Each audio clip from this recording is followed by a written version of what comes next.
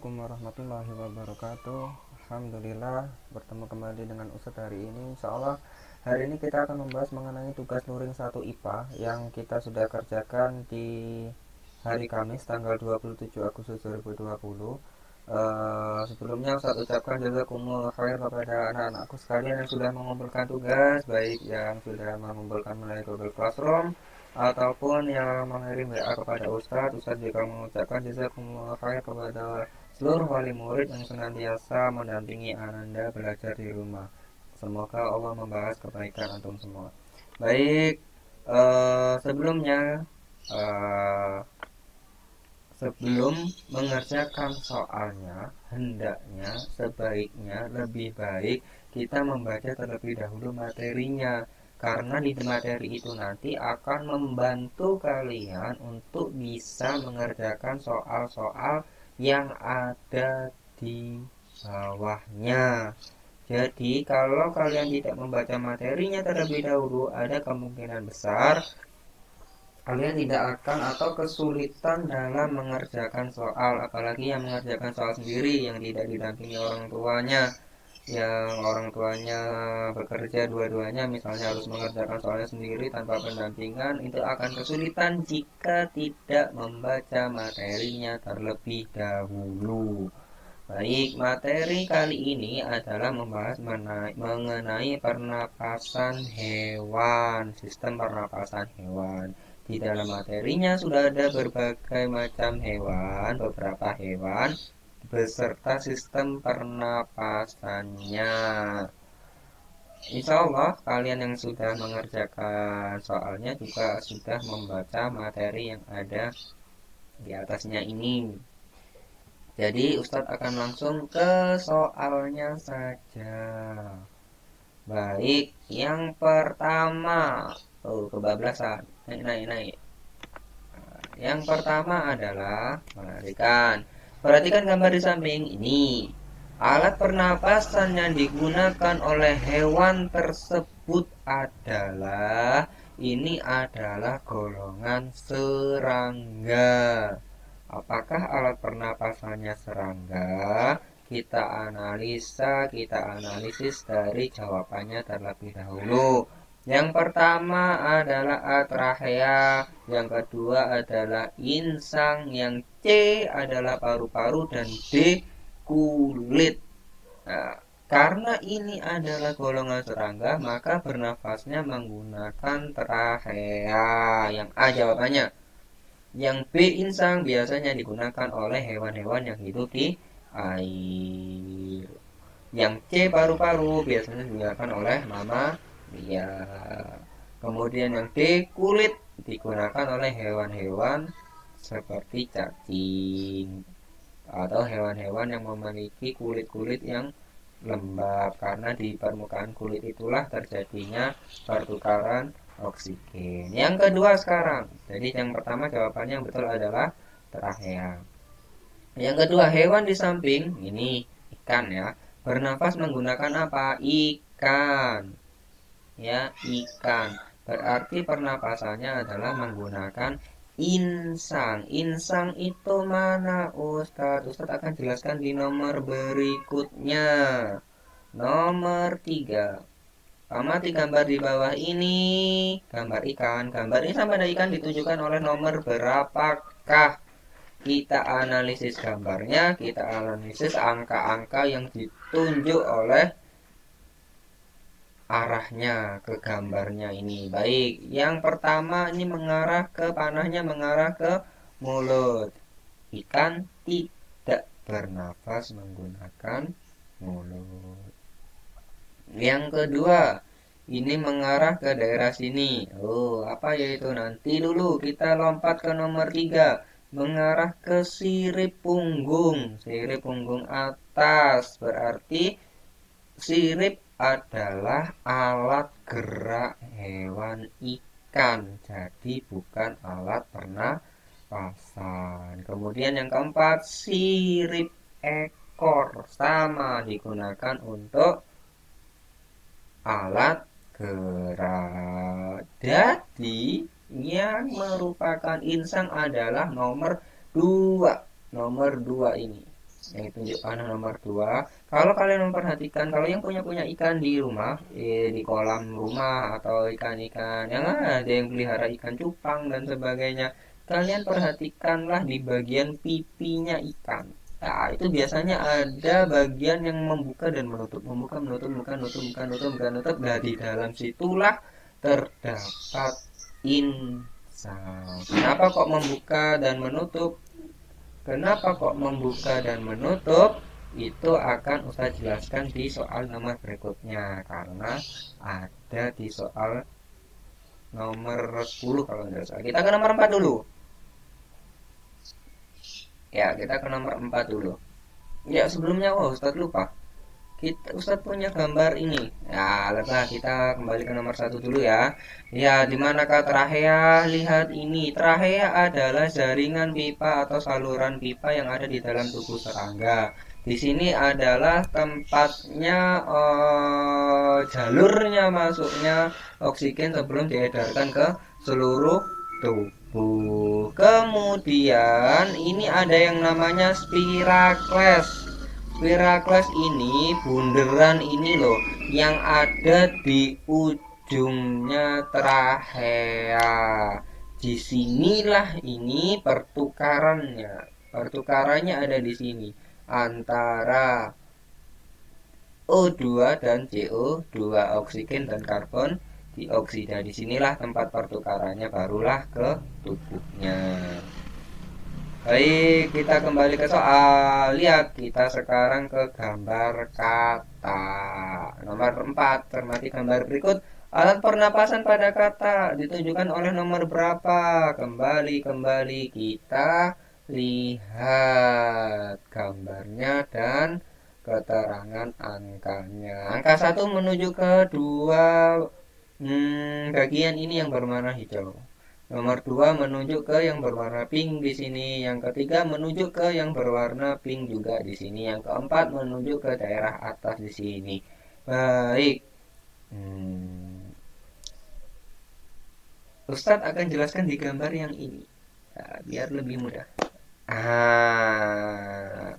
Jadi dua buah ini adalah paru-paru, sementara yang pink ini adalah saluran usus karena dia akan lanjut ke anus, ke pembuangannya. Jadi alat pernapasannya adalah ditujukan oleh nomor 1 yang berwarna hijau ini. Yang 4 ini apa? Ini adalah lubang hidung di sini, tempat masuknya pertama kali udara. Baik, sekarang nomor 5. Burung. Pada gambar sistem pernapasan hewan di atas, di samping, bukan di atas ya, di samping ini. Paru-paru ditunjukkan oleh nomor berapakah? Kalau dilihat di gambarnya itu banyak sekali organ pernapasan yang terlibat di dalamnya burung, di dalam badannya burung. Manakah yang paru-paru?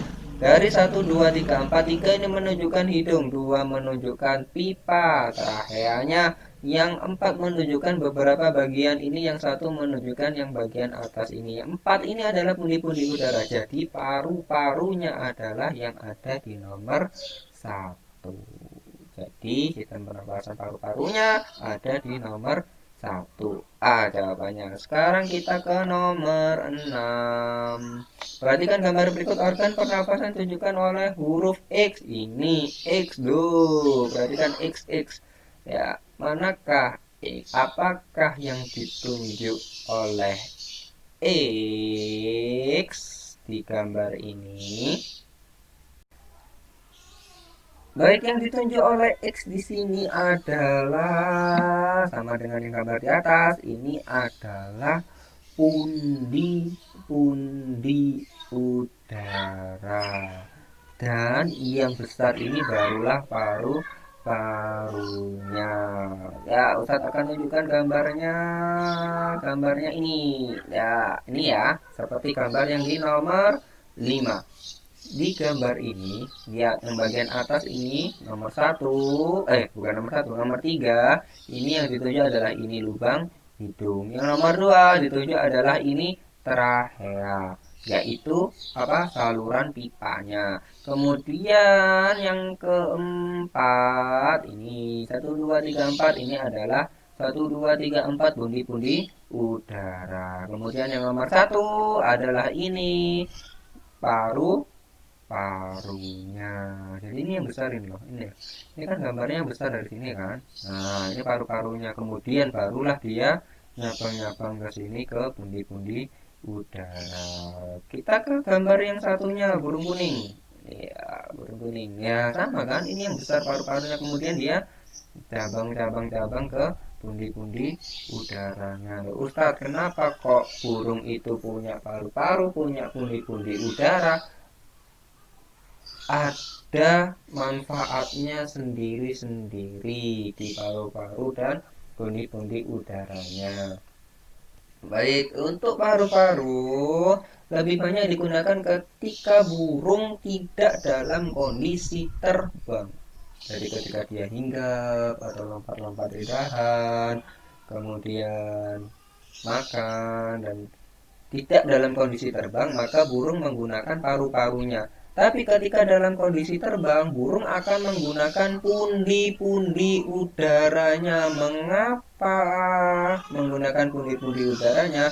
Karena pada saat terbang, otot-otot dadanya burung ini berkontraksi sehingga menyebabkan burung tidak bisa menggunakan paru-parunya. Maka burung itu memanfaatkan udara yang sudah ada disimpan di pundi-pundi udaranya. Jadi burung tidak pingsan ketika terbang, tapi karena masih punya cadangan oksigen di pundi-pundi udaranya. Maka burung itu memang terbang, tapi tidak selalu terbang. Ada kalanya dia hinggap untuk beraktivitas yang lain seperti makan, kemudian balik ke sarang, tidur. Nah, itu baru menggunakan paru-paru.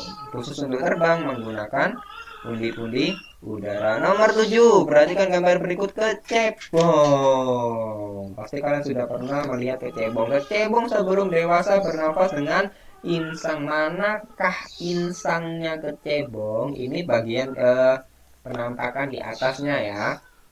Bagian dicebong, lihat yang ditunjuk adalah yang ini loh, yang ada kresep ini, yang keluar ini ya, ini insangnya kecebong. Ustaz juga punya gambarnya ini.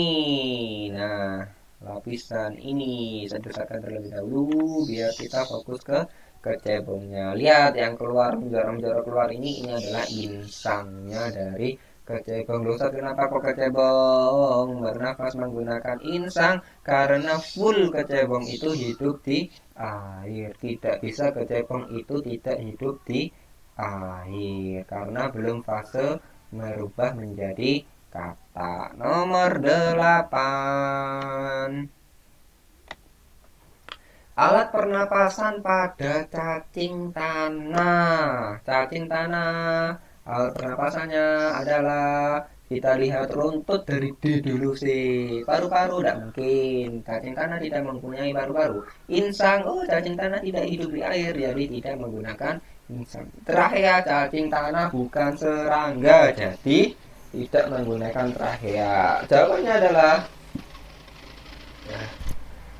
adalah cacing tanah bernafas menggunakan kulitnya yang lembab berair itu digunakan untuk bernafas. Kalau kulitnya kering berarti tidak akan bisa bernafas. Nomor 9, berikut ini hewan yang bernafas menggunakan trachea.